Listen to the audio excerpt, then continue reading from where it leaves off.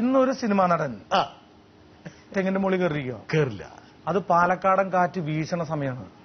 തെങ്ങിന്റെ തല ആടിക്കൊണ്ടിരിക്കുക. ഒരു പക്ഷെ എനിക്ക് തോന്നുന്നു അതിന് മുകളിൽ തെങ്ങിൽ കള്ള് ഉള്ളതുകൊണ്ടായിരിക്കും തെങ്ങിന്റെ തല ആടിക്കൊണ്ടിരിക്കുകയെന്ന് എനിക്ക് തോന്നണേ. കള്ളല്ലേ? അതുകൊണ്ട് തെങ്ങിനും പറ്റായിട്ട് തെങ്ങും ആടിക്കൊണ്ടിരിക്കുകയായിരിക്കും. മണിയെ ഞങ്ങളെപ്പോലുള്ള ആൾക്കാർക്ക് എന്താ പറയുക ശ്രദ്ധേയനാക്കി മാറ്റിയ ഒരു രംഗം. ഇതിനകത്ത് ഒരു ഗായകന്റെ വേഷമുണ്ട്, നല്ലൊരു വില്ലന്റെ വേഷമുണ്ട്, നല്ലൊരു സഹനടന്റെ വേഷമുണ്ട്. 3 വേഷം ഒരുമിച്ച് തന്നാണ്. നല്ലൊരു കുറുമ്പന്റെ വേഷമുണ്ട്. ഇതാണ് അതായത് ഈ കറമ്പനായ കുറുമ്പൻ. ഇതാണ് മണി. ആ വേഷം എന്ന് പറഞ്ഞിട്ടുണ്ടെങ്കിൽ ലോയി സാറ് തന്നതാ. പാവന്ന് നമ്മുടെ കയ്യിൽ നിന്ന് പോയിന്നുള്ളതാണ്. അദ്ദേഹം ആ പാലത്തിന്റെ അടിയിൽ, ഷൊർണൂർ പാലത്തിന്റെ അതായത് അവിടുത്തെ ഭാരതപ്പുഴയുടെ അടിയിലിരുന്നിക്ക് ആ വേഷം പറഞ്ഞു തരുമ്പോൾ ഞാൻ പേടിച്ചിരുന്ന ഞാൻ ഇതെങ്ങനെ അഭിനയിക്കും എന്നുള്ളതാണ്. ഈ പടത്തിലൂടെ രക്ഷപ്പെട്ട ആൾക്കാരാണ് കലാഭവൻ മണി, ദിലീപ്, മഞ്ജു വാര്യർ, മനോജ് കെ ജയൻ. എത്രയോ ആർട്ടിസ്റ്റുകൾ ഇവിടെ രക്ഷപ്പെട്ടു എന്നുള്ളതാണ്. നമ്മൾ ഇത്രയും ജോലി ചെയ്തിട്ടല്ലേ ഇങ്ങോട്ട് വന്നത്. ഇതൊക്കെ അറിയാവുന്നോണ്ടല്ലേ ഇവിടെ എത്തിയത്. ഇതാണോ മണി യഥാർത്ഥത്തിൽ? ഞാൻ ഇത് തന്നെയാണ്. പിന്നെ മണി ഇപ്പോഴും മണിയുടെ ദാരിദ്ര്യത്തെക്കുറിച്ചും പഴയകാലത്തെക്കുറിച്ചും അച്ഛനെക്കുറിച്ചും അമ്മയെക്കുറിച്ചും ചാലക്കുടിയെക്കുറിച്ചും പറയുമ്പോൾ മണിയുടെ മനസ്സിലെ നന്മയാണ് ഞങ്ങൾ കാണുന്നത്. ഞാനത് വീണ്ടും വീണ്ടും അടിവരാൻ കാരണം എന്ന് വെച്ചാൽ മണിയുടെ ഒരു എന്താ പറയണ്ടേ ആ സ്വഭാവം നമ്മൾ അനാവരണം ചെയ്യുമ്പോൾ മണിയിലുള്ള വിനയം, മണിയിലുള്ള പച്ചമണ്ണിൽ ചവിട്ടി നിൽക്കുന്ന ഒരു മനുഷ്യന്റെ ഭാവം അത് നമ്മൾ അംഗീകരിക്കുന്നുണ്ട്. ഈ രംഗത്തിന്റെ ഒരു മനോഹരത ഇവിടെ മാത്രം അവസാനിക്കുന്നില്ല. ഒരുപക്ഷെ മഞ്ജു വാര്യരുടെയും ദിലീപിന്റെയും പ്രണയകാലം കൂടിയായിരുന്നു. അതേ തുടങ്ങുന്നത് എവിടെയാണോ? അതെയോ? അത് ആ കല്യാണത്തിന് മണിക്കൊരു പങ്കുണ്ട്. അത് സത്യം.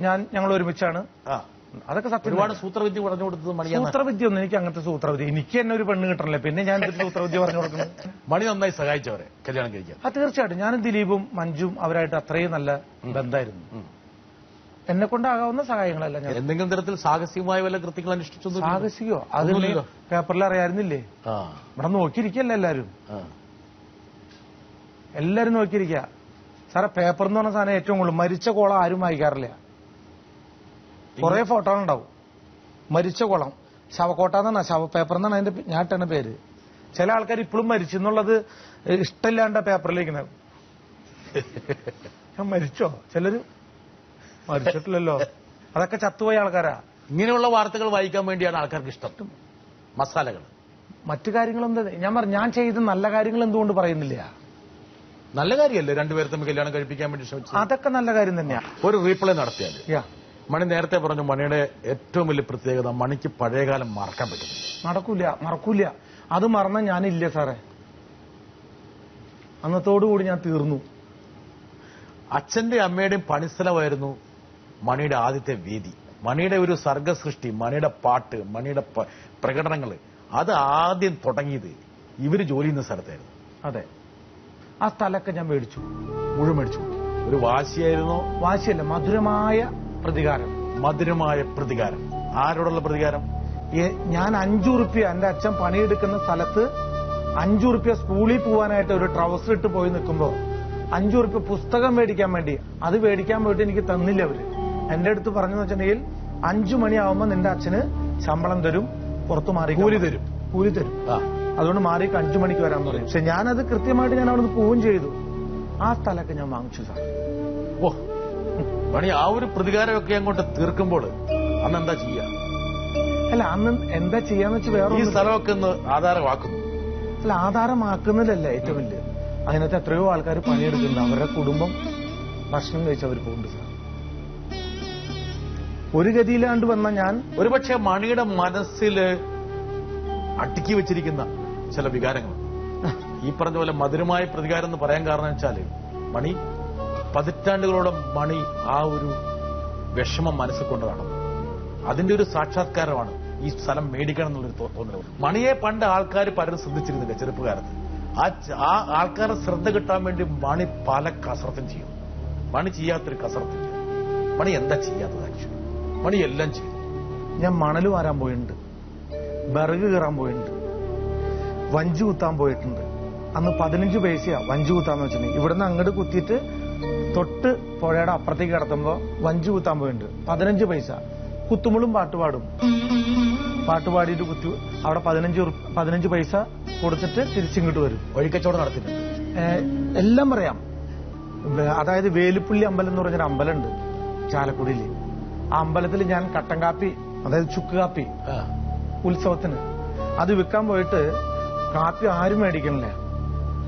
അതിന് ഞാൻ കാപ്പി അവിടെ വെച്ചിട്ട് എന്റെ ഭാര്യയുടെ വീടിന്റെ തൊട്ടപ്പുറത്താണ് ഈ വേലുപ്പള്ളി അമ്പലം എന്ന് പറയുന്നത്. അവിടെ വെച്ചിട്ട് ഊണ് കഴിക്കാൻ പൈസയില്ല. ഇത് കച്ചവടമായാലല്ലേ ശരിയാവുള്ളൂ. അതിനകത്ത് ഒരാളൊരു വൃത്തികെട്ട പരിപാടിയും ചെയ്തു. ഇങ്ങനെ തിരിക്കണതാണ്. അങ്ങനെ ഞാൻ ഈ ബോട്ടിലും കൊണ്ട് ഇങ്ങനെ നടക്കണ സമയത്ത് ഒരുത്തം വന്ന് അത് തിരിച്ചു വിട്ടു. അവിടെ കുറെ ആൾക്കാർ വെടിക്കെട്ട് കാണാൻ വേണ്ടി കിടക്കണ്ടായിരുന്നു. അതിന്റെ മുഖത്തേക്ക് ഈ ചുക്ക് കാപ്പി വേണ്ടിട്ട് അടി എന്ന് പറഞ്ഞ അടീനെ പുരിഞ്ഞടി. ഞാൻ പറഞ്ഞു ചേട്ടാ എനിക്കറിയില്ല, വേറെ ഒരുത്തും തിരിച്ചു വിട്ടതാ. അത് കഴിഞ്ഞ് ഞാൻ പോയി ഭക്ഷണം കഴിച്ച സ്ഥലമുണ്ട് സാർ, ആനക്കാർക്ക് ഭക്ഷണം കൊടുക്കുന്ന സ്ഥലം. അവിടെ ആനക്കാർക്കുള്ളു ഭക്ഷണം. അപ്പൊ ആനക്കാർക്ക് ഒരു പ്രത്യേകത ഉണ്ട്. ഒരു തലയെക്കെട്ടും വേണം, പിന്നെ ഷർട്ട് ഒരു ബനീനൊക്കെ ഇട്ടിട്ട് വേണം പോണെങ്കിൽ. എന്നിട്ട് ഞാൻ അമ്പലത്തിൽ പോയിട്ട് ആനക്കാർക്ക് കൊടുക്കുന്ന ഭക്ഷണം ഞാൻ അവിടെ പോയിരുന്ന് കഴിച്ച് വന്നൊരാളാണ് ഞാൻ. ഇത്രയും ജോലികൾ. തുണിക്കച്ചവടം ചെയ്തിടയ്ക്ക് തുണിക്കച്ചവടം ഉണ്ടായിരുന്നു. അത് ഹാര കട്ട്പി സെന്റർ, അലി ബ്രദേഴ്സ്. ഈ ബ്ലൗസ് പീസൊക്കെ ബ്ലൗസ് പീസ് സ്കൂളിൽ കൊണ്ട് ഞാൻ ഏറ്റവും കൂടുതൽ കൊടുത്തിരുന്ന ടീച്ചർമാർക്ക് ബ്രേസറായിരുന്നു. അതെ, അന്ന് വെച്ചാൽ അത് ചാവക്കാടുന്ന് മേടിക്കും ബ്രേസർ. പിന്നെ ക്ലിയോപാട്ര സാരി. ഇപ്പം സ്കൂളില് തന്നെ മണിയുടെ ഈ മോണാക്ട് മിമിക്രി വൈഭവം തുടങ്ങി. എനിക്കൊന്ന് മിക്കവാറും മൃഗങ്ങളെ അനുകരിച്ചായിരിക്കുമല്ലോ മണി. തീർച്ചയായിട്ടും അല്ലെ? തീർച്ചയായിട്ടും. ആദ്യത്തെ മിമിക്രി എന്തായിരുന്നു? ഫസ്റ്റ് മിമിക്രി എന്ന് പറഞ്ഞിട്ടുണ്ടെങ്കിൽ ഞാൻ ആദ്യം ചെയ്തത് കൊച്ചിൻ കലാഭവനിൽ വരുന്നതിന് മുമ്പ് സ്കൂളില് രാധയ്ക്കൊക്കെ അറിയാം. ഞാനൊരു മുക്കുവനും ഭൂതം എന്ന് പറഞ്ഞ സാധനം കാണിച്ചിരുന്നു. അതുകൂടാണ്ട് ഞാനൊരു തൂങ്ങിച്ചാവണ ഒരു ഇത് കാണിച്ചിരുന്നു.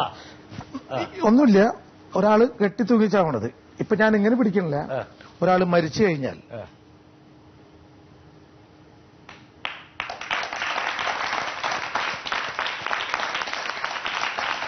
പക്ഷെ ആരും കണ്ണാട വെച്ച് മരിക്കാറില്ല. അതുകൂടി മനസ്സിലാക്കണം.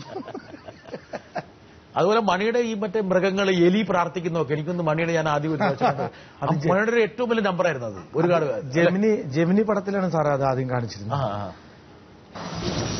அந்த டிஜிபி கிட்ட போய் சொல்ல, பாம்புக்கு மகிடி ஊதிக்கிட்டு இருக்கா.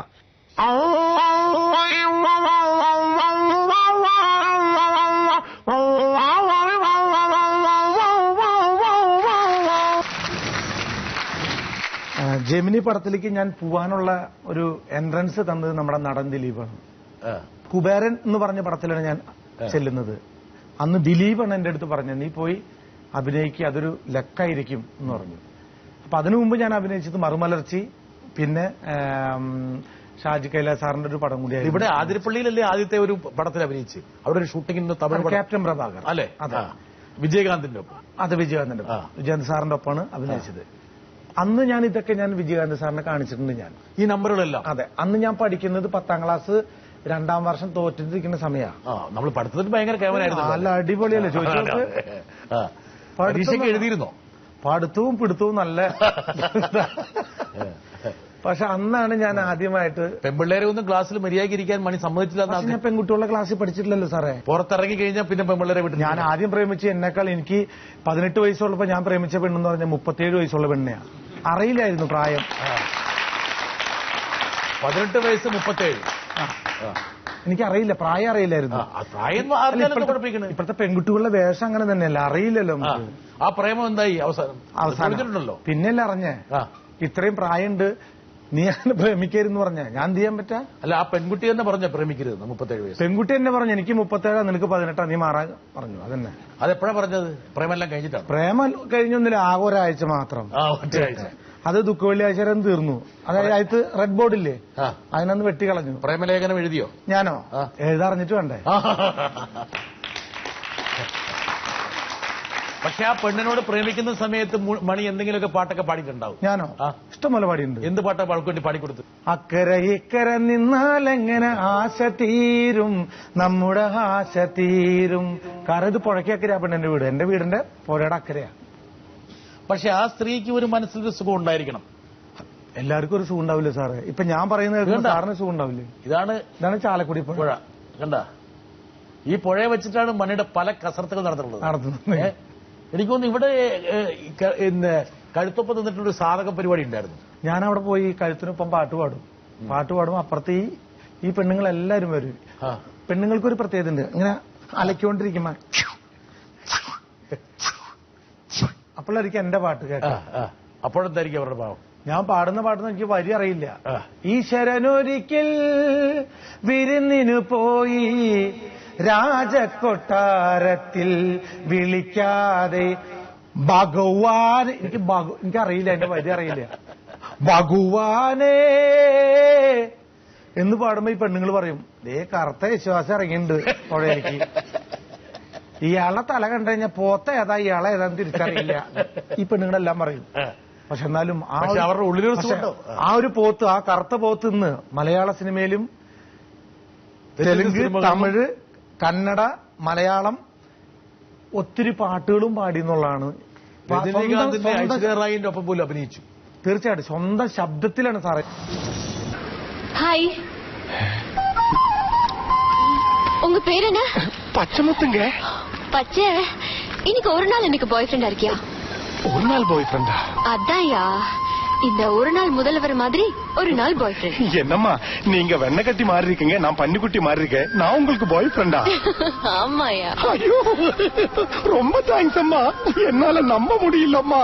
100 கோடி பம்பர் ലോട്ടറിൽ വീഴുന്ന മാറി ഇருக்கு.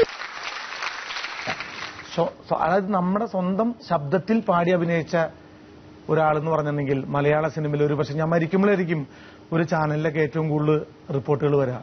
എത്രയോ ഗാനങ്ങൾ അഭിനയിച്ചു, എത്രയോ സ്വന്തം ശബ്ദത്തിൽ പാടി അഭിനയിച്ച ഏക നടൻ എന്ന് പറയുന്നത് കലാഭവൻ മണിയാന്ന് പറയാം. ഒരു പക്ഷെ മലയാള സിനിമയിലെ മണിയുടെ മുഖം ആളുടെ മനസ്സിലേക്ക് വരുമ്പോൾ ഒട്ടൊന്നൊരു ഓട്ടോ ഡ്രൈവറുടെ മുഖം വരുന്നത്. മണിയുടെ ഏറ്റവും ഇഷ്ടപ്പെട്ട ഒരു പ്രൊഫഷൻ എനിക്ക് ഓട്ടോറിക്ഷ ഡ്രൈവറായിരുന്നു. തീർച്ചയായിട്ടും അല്ലേ? അതെ. ഇപ്പോൾ ഓട്ടോറിക്ഷ ഓടിക്കും. എന്റെ ഓട്ടോറിക്ഷ ഉണ്ടല്ലോ. ഉണ്ട്. ആ വണ്ടിയുടെ നമ്പർ 100 ആ വണ്ടിയുടെ പേര് ചാലക്കുടിക്കാരൻ ചങ്ങാതി. അതവിടെ വീട്ടിൽ വിശ്രമിക്കുക. അതവിടെ ഉണ്ട്. വിശ്രമിക്കല്ല, ഓടിയോണ്ട് നടക്കാം. ഓടുന്നുണ്ട്. വാടകയ്ക്ക് കൊടുത്തു? പിന്നെ വാടകയ്ക്കല്ല, എന്റെ സ്വന്തം ചേട്ടന്റെ മോനാ വണ്ടി ഓടിക്കുന്നുണ്ട്. അതെ. അപ്പൊ അവന് വലിയൊരു ക്രെഡിറ്റ് ആയിരിക്കും ഇത്. തീർച്ചയായിട്ടും. മണിയുടെ വണ്ടി കയറാൻ വേണ്ടി പെമ്പിള്ളേര് മനസ്സിലാവുന്നു. ഞാൻ ഇടയ്ക്ക് ഓടിക്കാറുണ്ട് സാറേ. ആണോ? പെമ്പിള്ളേര് കയറാനില്ല. ഞാൻ ഇടയ്ക്ക് വണ്ടി ഓണാകുമ്പോ വിഷു ആകുമ്പോ ഞാൻ സ്വന്തമായിട്ട് എടുത്തു കൊണ്ടുപോയി വണ്ടി എടുത്തുകൊണ്ട് നടക്കുമ്പോ വണ്ടിയിൽ ആൾക്കാർ കയറും. കയറി അങ്ങനെ ഞാൻ ആരാന്നറിയില്ല.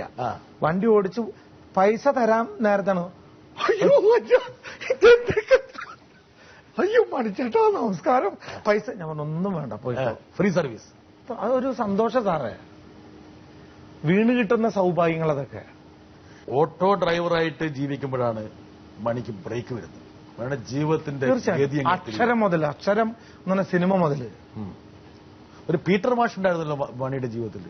കലാഭവനിലേക്ക് ആനയിക്കുന്നതിൽ ഒരു പങ്ക് വഹിച്ചു. പീറ്റർ മാഷ് എന്ന് വെച്ചാൽ പഠിപ്പിക്കുന്ന അധ്യാപകനല്ല.